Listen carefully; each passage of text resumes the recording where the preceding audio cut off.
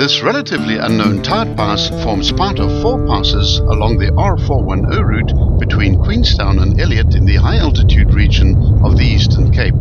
The others being from west to east, the Nonesi's Neck Pass, the Mackay's Neck Pass, this pass, and finally the Kala Pass, forming a set of huge stepping stones towards the highest region of the Eastern Cape and the gateway to all the major gravel passes close to the southern Drakensberg and Lesotho. The pass offers lovely mountainous scenery and a traverse alongside a river filled with white water during summer.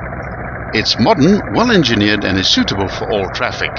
It's 12.3 kilometers long and has an altitude variance of 322 meters to summit at 1,566. It produces an average gradient of 1 in 38, with the steepest section being at 1 in 11, and the pass is subject to winter snowfalls.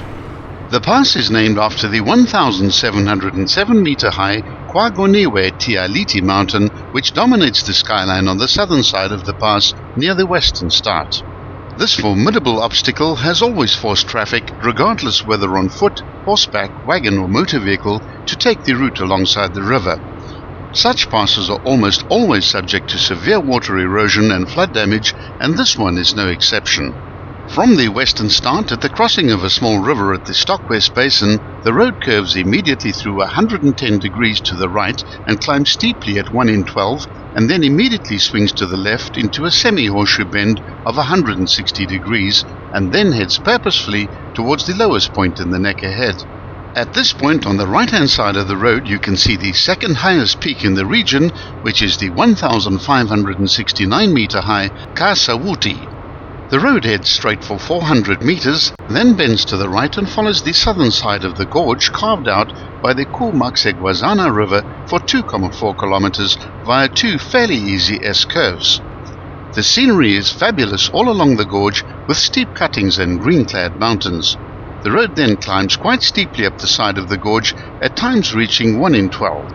At the 5.2 kilometer point, a false summit is reached and many drivers will think they've reached the summit of the pass.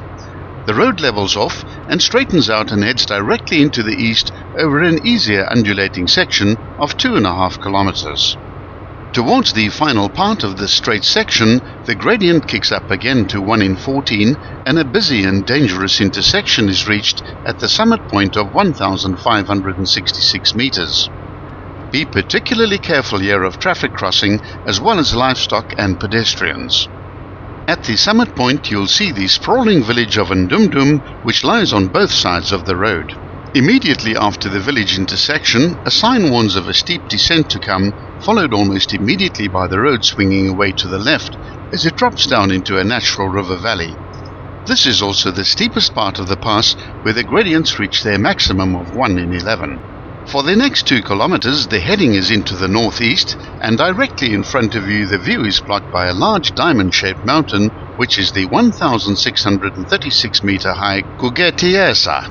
At the 8.9 kilometer point the road bends slightly more to the right and the gorge narrows, offering more excellent and dramatic views on both sides of the road.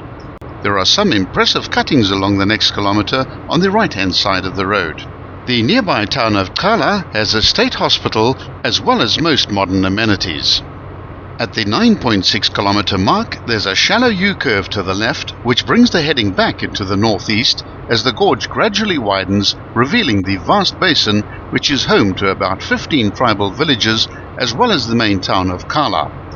This huge and fairly flat basin is bisected by the Tsomo River, which flows southwards and keeps the Nkora Dam topped up all year round.